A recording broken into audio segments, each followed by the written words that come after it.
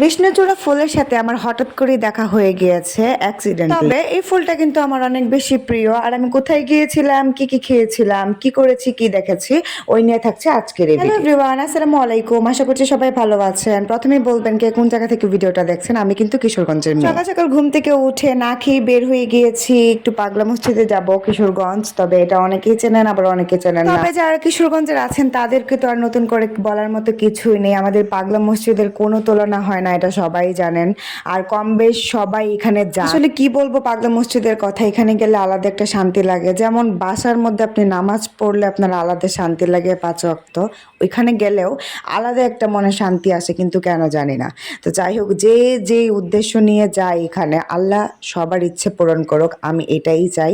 আমার জন্য সবাই দোয়া করবে। আসলে এখানে সবাই এমনিতে যায় না, সবাই কোনো না কোনো একটা উদ্দেশ্য নিয়ে যায়, সবাই ভালো উদ্দেশ্যেই নেয়। আল্লাহ কখনোই ভালো উদ্দেশ্যকারীদেরকে কখনোই ফিরিয়ে দেয় না। তারপর দেখেন আমার নামাজ পড়া শেষ হয়ে গিয়েছে, বের হয়ে গিয়েছি। সামনাটা দেখেন কত সুন্দর, মাশাআল্লাহ মাশাআল্লাহ। আসলে এর উপকার কখনোই ভোলা যায় না, কারণ অনেকেই আছে, আপনারা হয়তো বা রিলস দেখে বুঝে ফেলেছেন।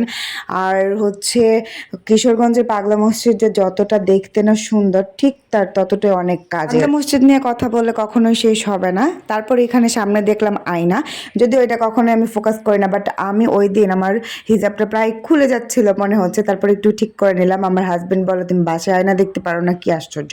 এখানে যেহেতু দিস আর বেডি মানুষ যেখানে আয়না দেখবো ওইখানেই তো থামবে, তাই না? এটাই বাস্তব। তারপর কখনই খেয়াল করি না, লেক পার দিয়ে যখন আমি হেঁটে যাচ্ছিলাম পাগলা মসজিদের এই যে এই লেকটাতেই, তারপর দেখলাম এখানে জামরুল সুন্দর হয়ে আছে। এই আঙ্কেলটা দেখে বলতেছে এগুলো আরো বড় হবে, ভাবছে যে আমরা পারবো, কিন্তু আমরা তো পারার জন্য এখানে দাঁড়াই নাই। আমরা হচ্ছে এখানে ছবি তুলে একটু ভিডিও করার জন্য দাঁড়িয়েছিলাম। এই বেটা তো আর এটা বুঝতো না। তারপর সামনে দেখলাম আবর্জনার উপরে আরো একটা আবর্জনা, মানে হাম্বা। এটা দেখলে তো আমার এমনি ভয় করে।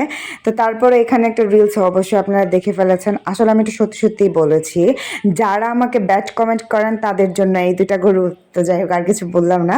তারপরে তো লেক দিয়ে হাঁটতেছিলাম, একটা লেক পার হয়ে আমি গুরুদালের সামনে আর কি যাবো। তো ভাবলাম যে একটু হাঁটি, আবার হাঁটলেও তো আবার একটু উপকার আছে। এখানে আমার হাজবেন্ড ভাবতেছিল আমার ছবি তুলতেছে, বাট না, সে তো ছবি তুলবে না, সে আমার ভিডিও করতেছে।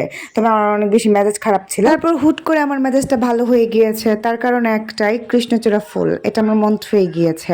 গতবার আমি গিয়েছিলাম আমার বান্ধবী অ্যান্ড আমার কাজিনের সাথে, তো এইবার আমার হাজবেন্ডের সাথে। আর এটা অ্যাক্সিডেন্টলি দেখা হয়েছে, কারণ দেখে তো আমি খুবই হতাশ, কারণ আমার এটার ছবি তুলতেই হবে, তাই না? সো আমার অনেক বেশি ভালো লেগেছে।